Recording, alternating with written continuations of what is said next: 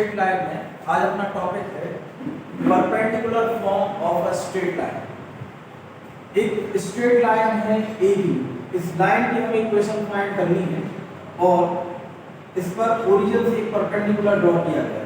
इस परपेंडिकुलर की length P, length of the perpendicular from origin to line is P और ये perpendicular x axis की positive direction में अल्फा एंगल बनाएगा। इस कंडीशन में equation of the line x cos alpha plus y sin alpha equal b, यहां पर p length of perpendicular. Exercise 3A.6 straight line में लेंथ ऑफ परपेंडिकुलर के कुछ एग्जांपल हैं। यहां पर आपको कंडीशन गिवन है length of perpendicular is given p equal 4 and the angle made by perpendicular with the positive x axis।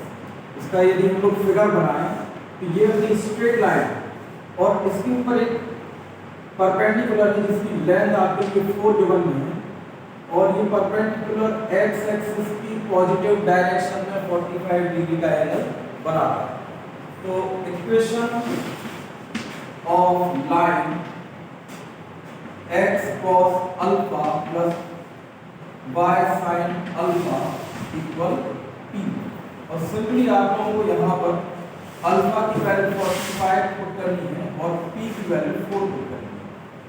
तो x cos 45 degree plus y sin 45 degree equal 4।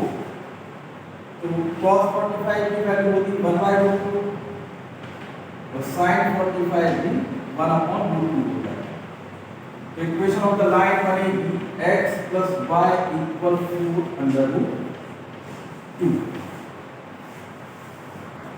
Exercise 3A.6 में question number first की third में length of perpendicular given है 3 और यदि ये perpendicular x axis की positive direction में अल्फा एंगल बनाएगा, लेकिन अल्फा एंगल की वैल्यू आपको डायरेक्ट गिवन में नहीं।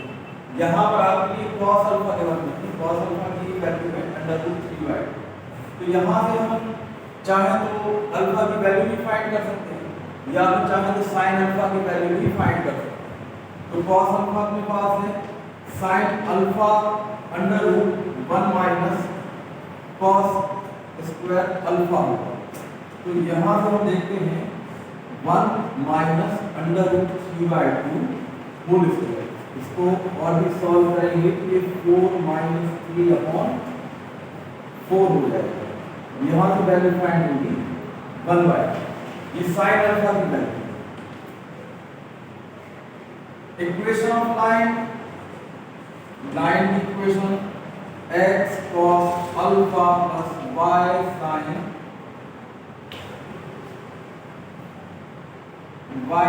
Alpha equal p। यहाँ पर सारी वैल्यूज पुट करनी है। अपने पास cos अल्फा की वैल्यू है x इंटू √3/2 प्लस y इंटू sin अल्फा की वैल्यू हम लोगों ने फाइंड की है 1/2 और p की वैल्यू है 3। तो इसको थोड़ा सा कैलकुलेट कर लीजिए तो x √3 plus y equal 3 to 6। ये लाइन की इक्वेशन है। एक्सरसाइज 3A.6 का क्वेश्चन नंबर 4 है। यहाँ पर आपके लिए एक इक्वेशन गिवन रहेगी 4x माइनस 3y प्लस 5 और इस इक्वेशन को आपको रिड्यूस करना है y equal mx plus c form में, मतलब ये इंटरसेप्टेड और ग्रेडियंट फॉर्म है। दूसरा है आपका intercepted form x upon a plus y upon b equal 1 और तीसरा है perpendicular x cos alpha plus y sin alpha equal p। तो सबसे पहले हम लोग इस इक्वेशन को y equal mx plus c के फॉर्म में रिड्यूस करेंगे। इसके लिए आपको क्या करना है, ये जो y वाली टर्म है उसको हम बचा के रखेंगे, बाकी दोनों टर्म्स को हम लोग ट्रांसपोज कर देंगे -4x माइनस 5। अब y का कोएफिशिएंट -3, इससे हम डिवाइड कर देंगे इक्वेशन को y equal -4 upon -3 into x -5 upon -3। 4/3x plus 5/3 बनेगा। यहाँ पर n की वैल्यू होगी 4/3, मतलब इस लाइन का ग्रेडियंट होगा 4/3 और length of the intercept made by line on y axis is 5/3। अब इसी को हम लोग फिर से मैं इक्वेशन ले रहे हैं, taking 4x plus -3y plus 5 equal 0। अब इसको हम दूसरी फॉर्म में रिड्यूस कर रहे हैं, x/a प्लस y/b इक्वल 1। सबसे पहले 5 को ट्रांसपोज कर लीजिए, 4x माइनस 3y इक्वल -5। अब इस -5 से हम पूरी इक्वेशन को डिवाइड करेंगे। यहाँ 4x upon -5 minus 3y upon -5 और -5 अपॉन -5, ये दोनों तो कैंसिल हो जाएंगे। यहाँ पर x अपॉन -5 अपॉन 4 प्लस ये दोनों माइनस माइनस मिलकर प्लस हो जाएंगे और y अपॉन में आएगा 5/3 इक्वल 1। तो length of intercept on x axis a की वैल्यू होगी -5/4 और b की वैल्यू होगी 5/3। अपना तीसरा फॉर्म है x cos alpha plus y sin alpha equal p। मतलब अब हमें इस इक्वेशन को परपेंडिकुलर फॉर्म में रिड्यूस करना है। परपेंडिकुलर फॉर्म में रिड्यूस करने के लिए सबसे पहले हम इसको कंपेयर करेंगे ax plus by plus c equal 0 से। तो आप लोग देख रहे हैं कि यहाँ पर a की वैल्यू 4 होगी, b की वैल्यू -3 होगी। अब आपको इक्वेशन फर्स्ट को under root a square plus b square से डिवाइड करना है।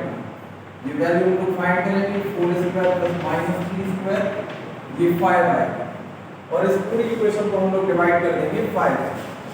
ये इक्वेशन बनेगी 4/5x minus 3/5y plus 1 equal 0। 1 को ट्रांसपोज कर दीजिए, 4/5x माइनस 3/5y इक्वल -1। ये -1 लेंथ ऑफ परपेंडिकुलर है, तो लेंथ ऑफ परपेंडिकुलर कभी भी नेगेटिव नहीं होनी चाहिए। तो हम इस कंडीशन में पूरी इक्वेशन को माइनस से मल्टीप्लाई करेंगे और ये बनेगा -4/5x प्लस 3/5y इक्वल 1। ये पॉजिटिव आ जाएगा। तो यहाँ पर length of perpendicular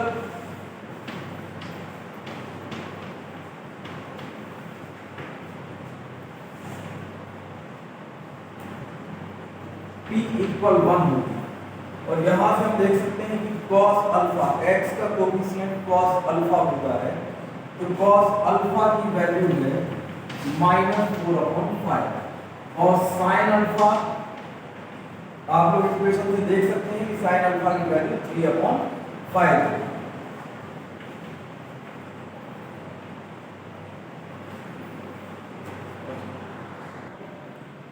exercise 3A.6 का क्वेश्चन नंबर 6 है। इसमें एक कंडीशन गिवन में है, आपको length of perpendicular from the origin to line ये गिवन में है स्मॉल p और एक angle made by perpendicular with the positive x axis. आप लोग यहां ग्राफ में देख सकते हैं कि परपेंडिकुलर जिसकी लेंथ p है ये x एक्सिस की पॉजिटिव डायरेक्शन के साथ में अल्फा एंगल बनाएगा और हमें इस कंडीशन में लाइन के मिड पॉइंट का लोकस फाइंड करना है। इस लोकस को हम लोग फाइंड कर सकते हैं। सबसे पहले तो जो गिवन कंडीशन है, गिवन कंडीशन के हिसाब से हमें इक्वेशन ऑफ द लाइन बनानी पड़ेगी। तो ये perpendicular form equation of line x cos alpha plus y sin alpha equal p। यहां से यदि हम इसको रिड्यूस करना चाहते हैं, हम इस इक्वेशन को रिड्यूस करेंगे इंटरसेप्टेड फॉर्म। इंटरसेप्टेड फॉर्म यदि हम लोग रिड्यूस करेंगे तो हमें a और b के कोऑर्डिनेट्स मिल सकते हैं। तो सबसे पहले तो p से डिवाइड कर दीजिए, x cos alpha upon p plus y sin alpha upon p equal 1। हमने यहाँ तीनों टर्म्स के लिए p से डिवाइड कर दिया। यदि हम cos अल्फा को अपॉन में लिखें p upon cos alpha plus y के अपॉन में p upon sine alpha equal 1। तो आप लोग देख सकते हैं कि यही इक्वेशन इंटरसेप्टेड फॉर्म में रिड्यूस हो गई है। x एक्सिस के साथ में इंटरसेप्ट बनेगा a equal p upon cos alpha और y एक्सिस के साथ में b equal p upon sine alpha. और हम जानते हैं कि a0 a के कोऑर्डिनेट्स होते हैं, तो a के कोऑर्डिनेट्स होंगे तो p अपॉन cos अल्फा 0 और b के कोऑर्डिनेट्स हो जाएंगे 0 p अपॉन साइन अल्फा। अब ये दोनों कोऑर्डिनेट्स यदि हमें मिल गए हैं तो हम p के कोऑर्डिनेट्स को फाइंड कर सकते हैं, जो कि मिड पॉइंट है। Mid point h equal x1 p upon cos alpha plus 0 upon 2। यहाँ से आप लोग यदि cos अल्फा की वैल्यू फाइंड करना चाहें तो ये p अपॉन 2h होगा। इसी तरह से इसका जो y कोऑर्डिनेट है मिड पॉइंट का, ये भी हम लोग फाइंड कर सकते हैं 0 plus p upon sine alpha upon 2। और यहाँ से साइन अल्फा की वैल्यू हमें मिलेगी p अपॉन 2k। अब लोकस तो दो वेरिएबल के बीच में रिलेशन होता है, किसी भी तरह से रिलेशन को फाइंड कर सकते हैं। फिलहाल अपने पास cos अल्फा और sin अल्फा की वैल्यू है। जब भी आपको किसी क्वेश्चन में sin थीटा और cos थीटा की वैल्यू गिवन हो रहा तो लोकस फाइंड करना हो तो आप इनके बीच में एक रिलेशन यूज कर सकते हैं, sin square alpha cos square alpha plus sin square alpha equal 1। ये वैल्यू हम पुट करेंगे p square upon 4h square. cos alpha की वैल्यू हम लोगों ने पुट करी है और यहाँ से p square upon 2k square equal 1। p square से डिवाइड कर दीजिए तो ये बनेगा 1 upon 4h square plus 1 upon 4k square equal 1 upon p square.